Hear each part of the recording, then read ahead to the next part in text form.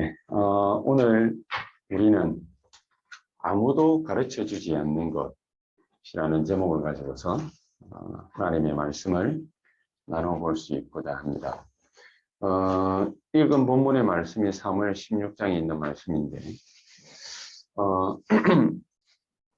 이 다윗이라는 인물이 얼마만큼 하나님의 계획에 충만했느냐, 그것을 잘 알 수 있는 그런 현장입니다.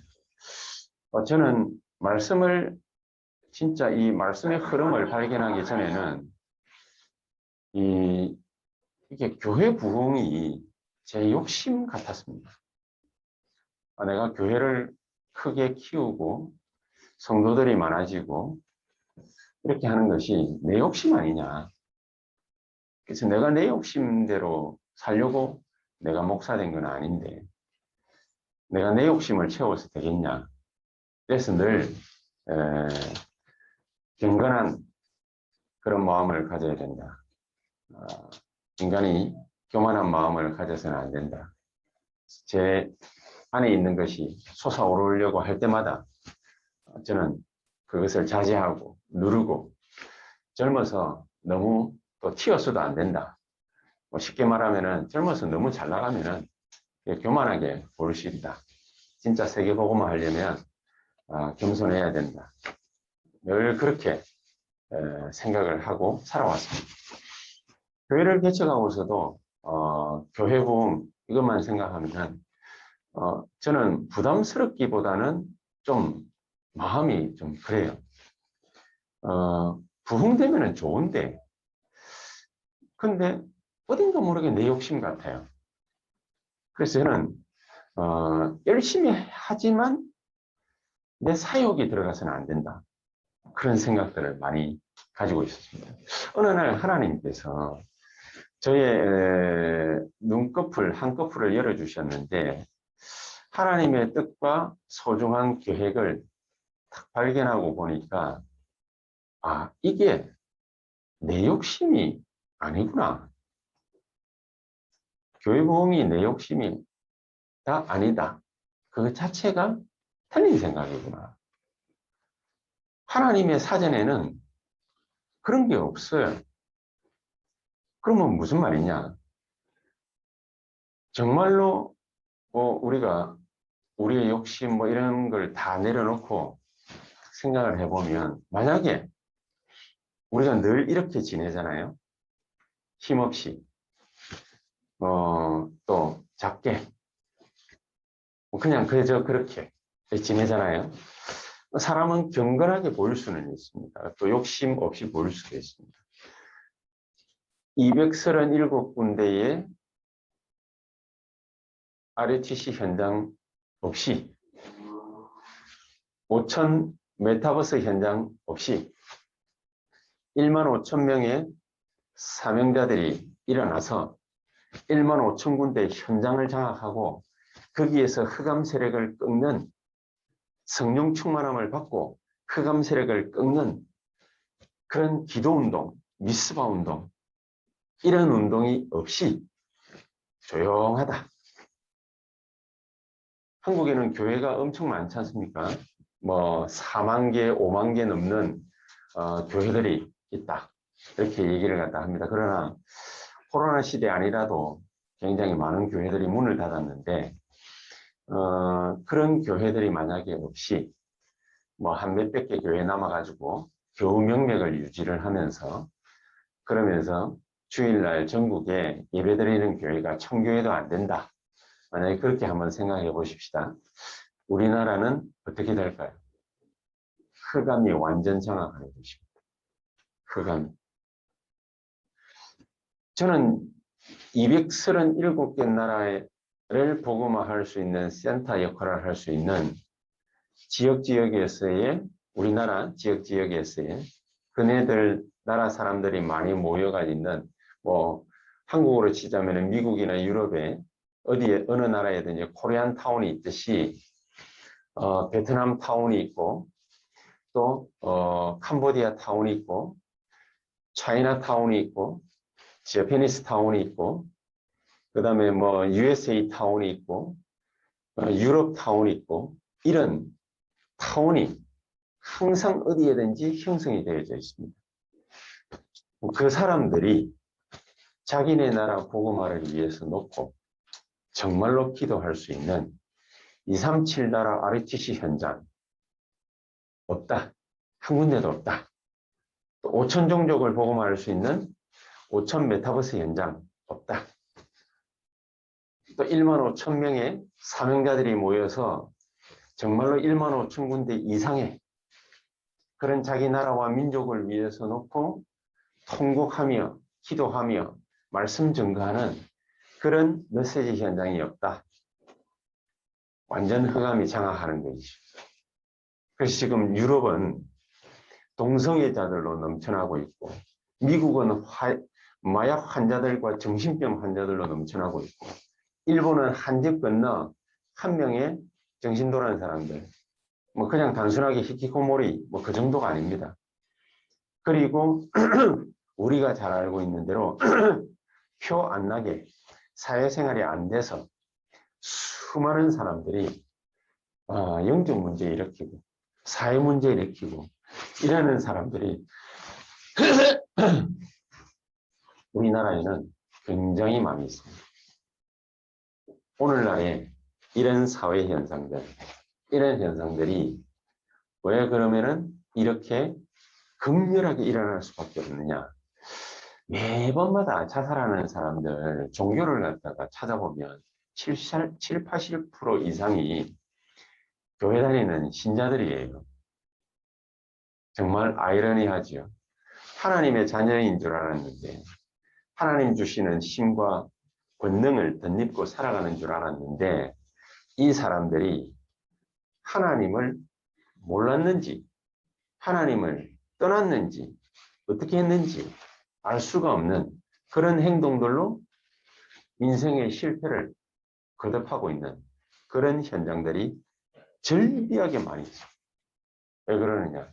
237 RUTC 현장 없기 때문에 5천 메타버스 현장 없기 때문에 1만 5천 명의 중직자들과 사명자들과 렘넌트들이 일어나고 현지인이 일어나서 자기 민족과 나라를 놓고 정말로 통곡하며 기도하는 그래서 복음 증거하는 전도운동 일으키는 기도운동 일으키는 그런 1만 5천 현장이 없기 때문에 이런 메시지 전달하는 현장이 없기 때문이고 전도운동이 일어나지 않기 때문에 저는 이번 한 주간에 하나님 이런 기도를 갖다가 계속 하면서 왔습니다. 사도행전 13장 48절에 하나님 오늘도 이 메시지를 듣고 영생 얻기로 작정된 자들이 이 땅에는 수많은 영혼들이 있지 않습니까? 하나님이 예비하고 준비하신 영혼들이 있지 않습니까? 이 말씀을 듣고 이들이 하나님을 만나고 참 평안을 누리고 흑암 세력이 결박되고 그들에게 임해 있는 저주와 재앙과 모든 실패가 그리스도 예수의 이름으로 완전히 결박되고 이들에게는 하나님의 참된 기쁨과 평안과 축복과 능력이 넘쳐나는 하나님 자녀의 놀라운 축복과 권세 누리게 해 주시옵소서. 이런 마음으로 예배드리러 왔거든요. 근데 오늘 현장에는 어떤 사람이 있습니까? 사울 임금 같은 이런 사람들이 너무나도 많지 않습니까? 눈에 보이게 다른 사람들이 판단할 때도 저 사람 미친 거 아니냐?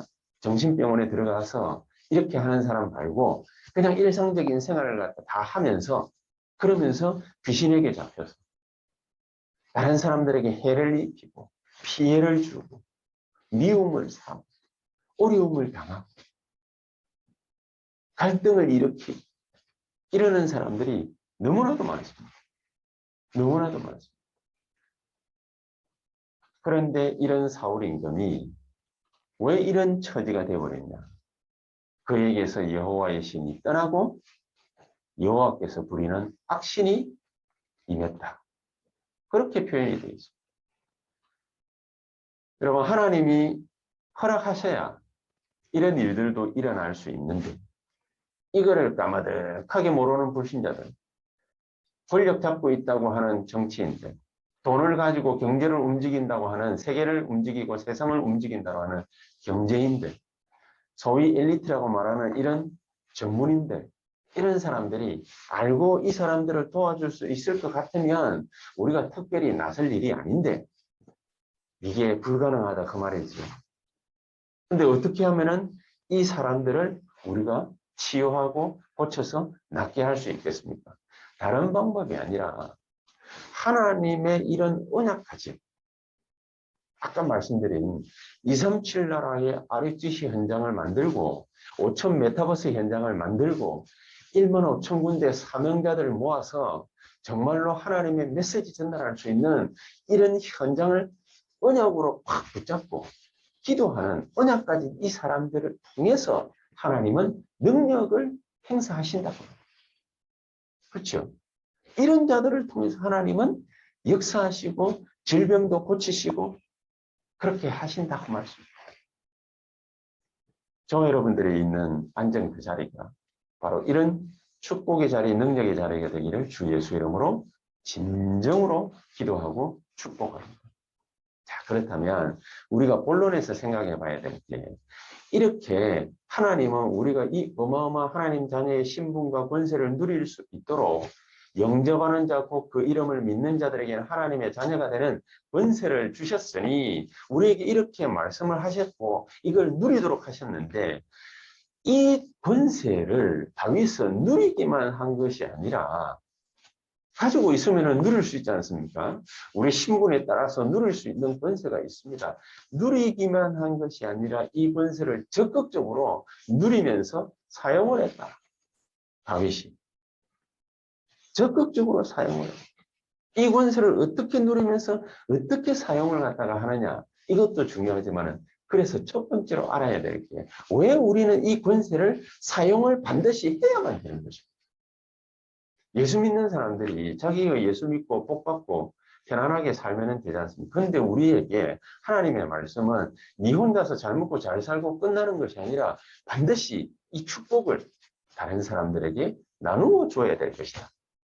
그래서 이스라엘 백성들이 이 사명을 못 깨달으니까 하나님이 포로시켜버리고 속국 만들어버리고 노예 만들어버리고 유랑민족 만들어버리고 막 그렇게 하신 것이죠.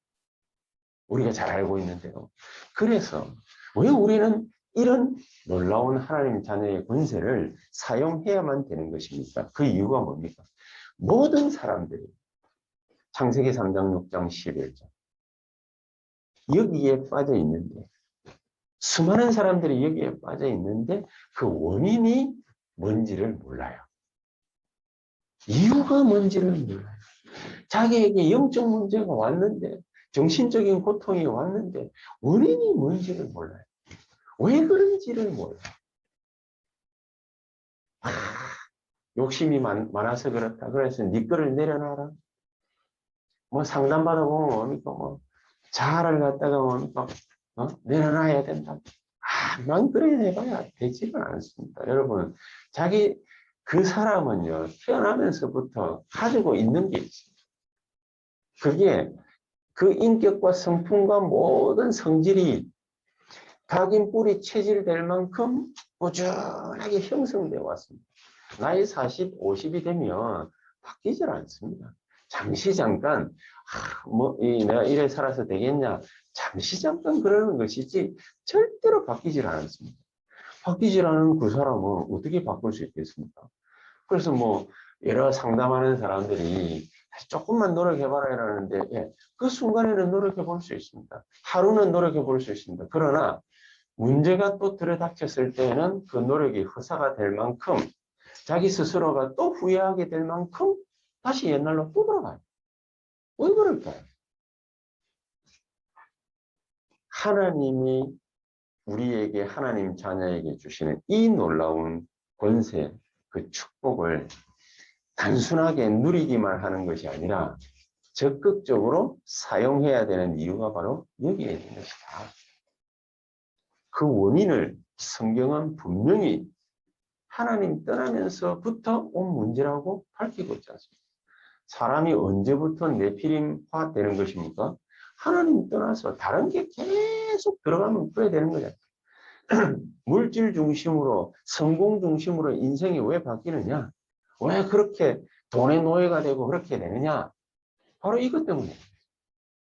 하나님하고 함께 해야 될, 마땅히 함께 해야 될 이 인간이 하나님이 그 속에, 그 중심에, 그 영혼에 없으니 그렇게 됐거든요.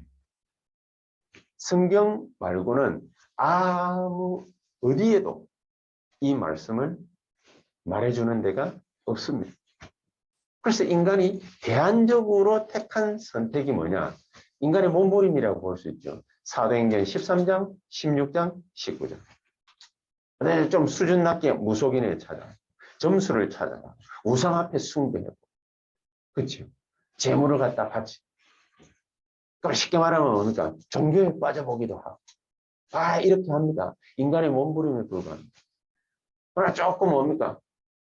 이제 좀 고차원적으로 뭡니까? 어떤 사람은 교회도 다녀봅니다.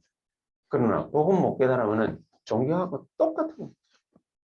이렇게 해서 우리에게 말 못할 6가지 인생 문제, 불신자에게 들어닥치는 이 문제가 우리에게 들어닥칠 수밖에 없다. 나는 예수 믿는데 왜 내게 이 불신자 6가지 운명에 나도 비슷하게 빠져가지고 살아가는 것입니까? 원인을 갖다가 모르면, 예수 믿어도 원인을 모르면 자꾸만 복음을 종교화해버린다니까. 복음을 종교화한다는 게 얼마나 무서운 건지 모릅니다. 그러면은 사단한테 반드시 잡히게 되죠. 자기는 교회 다닌다고 하는데 우상숭배하는 거하고 비슷하게 바뀝니다. 그게 종교생활입니다. 그렇죠? 그래서 영적으로 정신적으로 계속 스트레스 받고 육신의 질병과 문제가 옵니다. 그리고 후대의 문제가 찾아옵니다. 결국에는 뭐 지옥 배경 속에서 살다가 지옥에 빠지게 됩니다. 신자들이 거기에서 해방받았음에도 불구하고 왜 그러면 그 비슷하게 인생 살다가 마무리도 불신자처럼 비참하게 하느냐. 이 원인이 뭔지. 불신자처럼 지도 몸부림쳐버려. 말 못할 문제를 갖다가 어떻게 벗어날 수 있는데 하나님이 대안을 갖다가 제시를 했는데 그거를 모르니까. 그래서 우리가 두 번째 알아야 될 게, 원인을 알았다면은 하나님은 우리에게 원인만 말씀하시는 것이 아니라 해답을 주시는 거죠. 그렇죠? 그 해답이 뭡니까? 하나님 주시는 엄청난 권세입니다. 창세기 3장 15절에 여자의 후손이 사단의 권세를 박살내겠다. 출애굽기 3장 18절에 피 바르는 날 흑암 권세 깨트리고 나왔다. 그래서 사무엘상 16장 13절에 우리가 잘 알고 있는 대로 이날 이후로, 이 언약을 발견한 이후로, 이 언약을 굳게 붙잡은 이후로 여호와의 신에 크게 다윗이 감동되었다. 자, 알면 뭐합니까? 누려야 되는데 어떻게 누릴 수 있습니까? 하나님이 내게 주신 이 권세가 내게 임하고 나타나야 되는 거죠. 그렇죠? 그걸 보고 권능이라고 하는 거죠. 그러면은 이 권능은 어떻게 우리에게 나타나는 것입니까? 사도행전 1장 8절에 오직 성령이 너희에게 임하시며 너희가 권능을 받고 그랬습니다. 지금 계속 유목사님이 강조하시고 계신 메시지가 이 말씀의 흐름을 우리가 잘 봐야 되는데 창세기 1장 27절 하나님의 형상대로 우리를 창조하셨다 그랬잖아요. 근데 이게 묻혔어요. 없어진 게 아니에요. 묻혔어요. 묻힌 이것을 일반 세상 사람들이나 성공학을 가르치는 사람들이나 동기부여를 가르치는 사람들, 이런 수많은 사람들이, 뉴에이지 하는 사람들이 다 뭐를 가지고서 얘기를 하느냐면 하나님 형상 요거는 빼놔놓고 네 안에 어마어마한 잠재력이 있다. 맞습니다.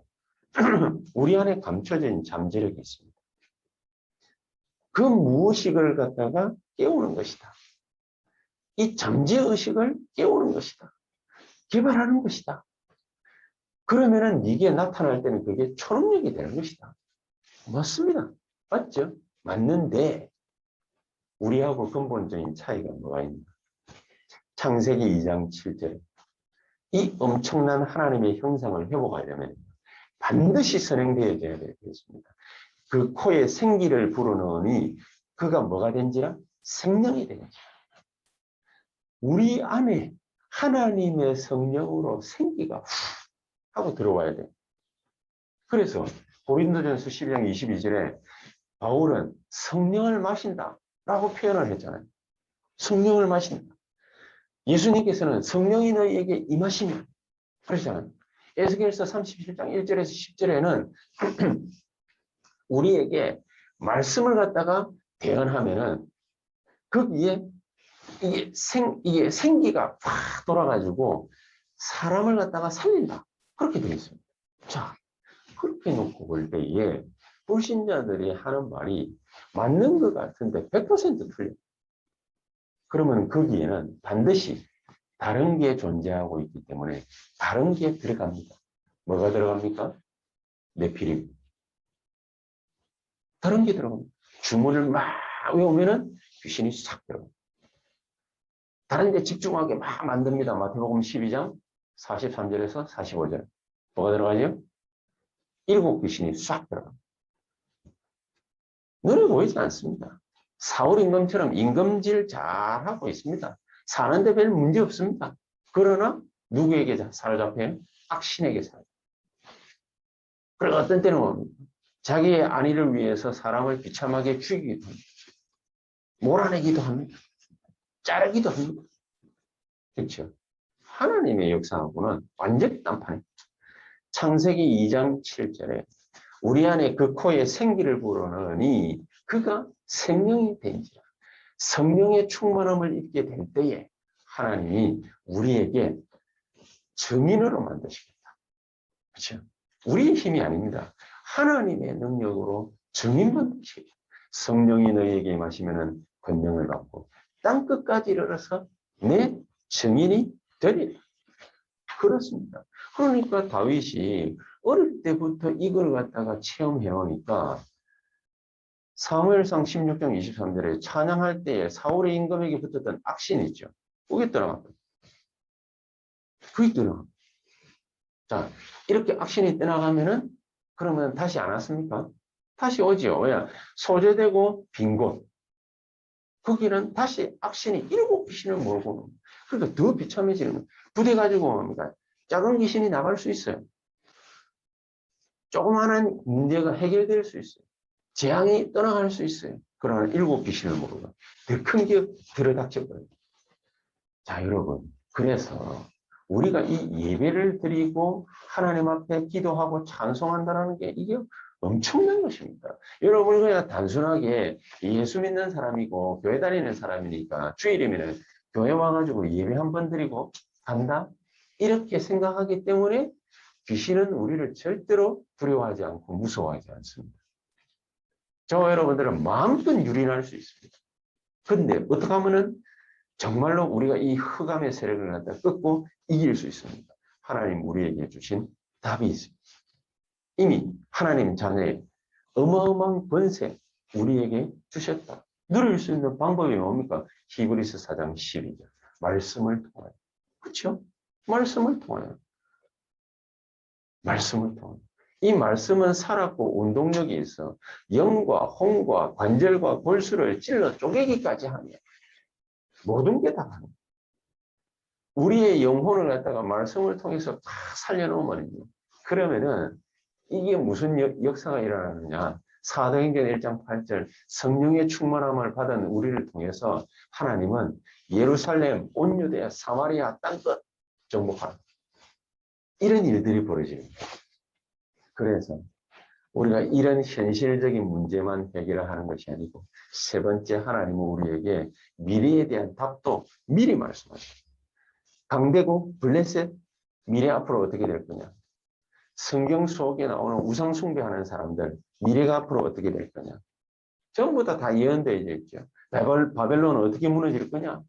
로마 어떻게 무너질 거냐. 다 예언되어 있습니다. 그러나 복음 가지고서도 이 복음 못 누리는 이스라엘 어떻게 될 거냐. 다 예언되어 있어요. 그치? 다 예언되어 있어요. 이 세 가지에 대한 멸망. 어떻게 하면 좋겠습니까? 세상이 아무리 그래도 절대로 가르쳐 줄 수 없는 거 있습니다.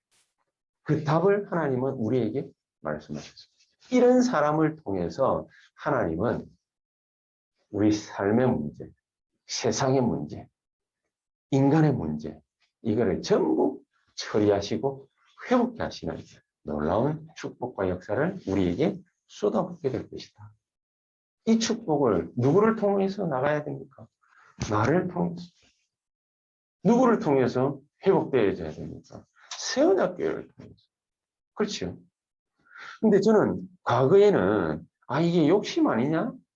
절대로 욕심은 영적인 것을 모르면은 그게 욕심이 돼요. 그냥 자기를 위한 거니까. 돈 벌어야 되고, 잘 먹고 잘 살아야 되고, 좋은 옷 입고 다녀야 되고, 좋은 거 하고 다녀야 되고.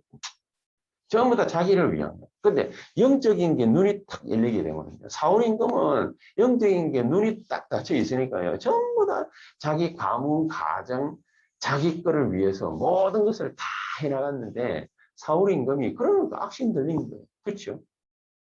근데 다윗은 이거와 완전히 반대. 사울 임금에게 딱 들렸던 이 악신들 어떻게 하면 뭡니까? 쫓겨났습니까? 다윗이 와가지고 기타 연주하는데 쫓겨났어요. 왜 그렇지요?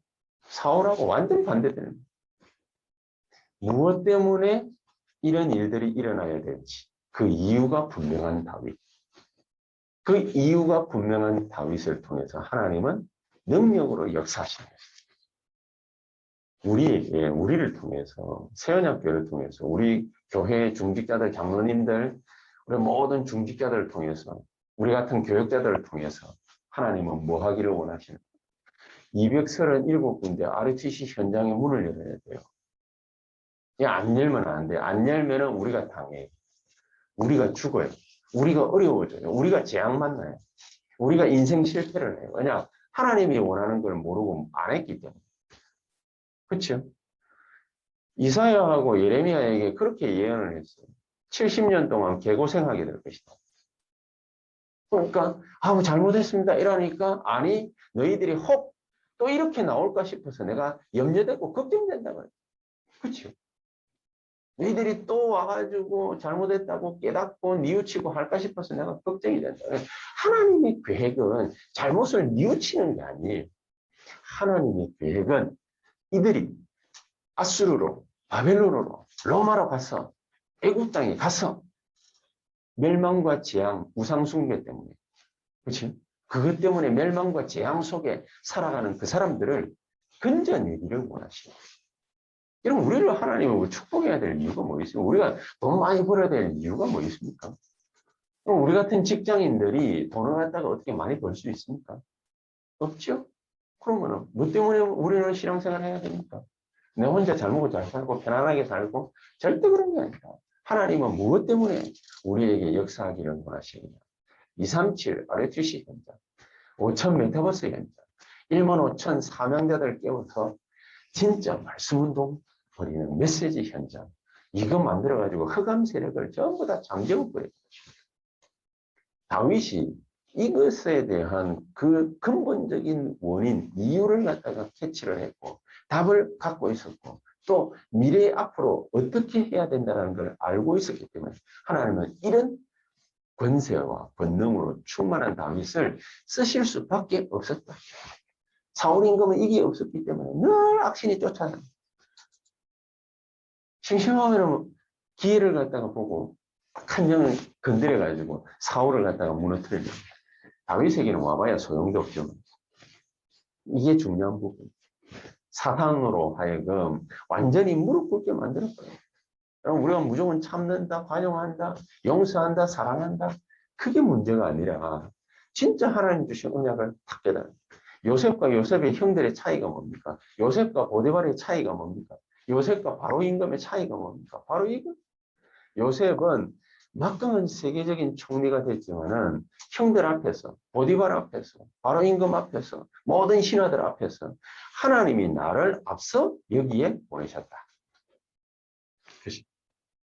하나님 절대 계획을 딱 갖고 있는 것이죠.